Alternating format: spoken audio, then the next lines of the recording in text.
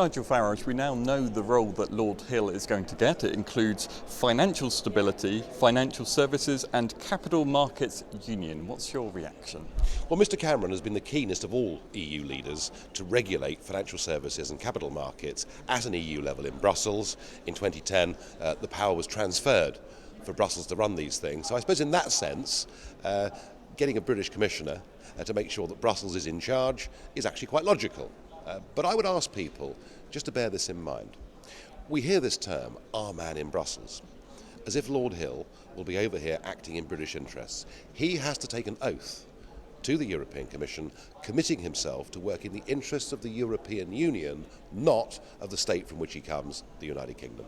Nonetheless, a clever candidate from Britain could presumably incorporate both those roles, could take a look across Europe, but also have a very good understanding of places like the City of London, a place you're familiar with yourself. This is a bit of a win, isn't it, for the Conservative government, for the UK? Well, I spent 20 years working in the city, working in the financial services industry, and let me tell you this. The very last thing that our financial services industry needs, our biggest industry, is to be regulated from Brussels. The reason London is a success is because it's part of a global marketplace, and the best people to be in charge of financial services are the British government and the British authorities, not people in Brussels who frankly blame the Eurozone crisis on the capital markets of London and New York.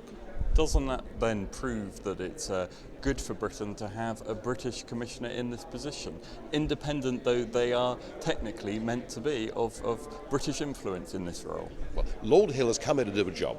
That is to make Brussels more powerful and to make Brussels control over Britain's biggest industry an even tighter grip than it already is. If you take the view that actually Europe is the financial marketplace that matters to Britain's future, then you might be very happy with Lord Hill's appointment. If, like me, you believe that in a globalised world with emerging markets all over the place, that actually Britain's focus should be global and not simply European, then it doesn't do us any good at all. What about the man himself? A bit of an unknown until now. Any idea what we might expect from him, from his past? There's a few things you can pull out. For example, his role in the Conservative Party with John Major's government and so forth. Well, I don't necessarily think being a party apparatchik qualifies you to be a European Commissioner. And the fact that Mr Juncker had to Google him to find out who it is, I think tells us all we need to know.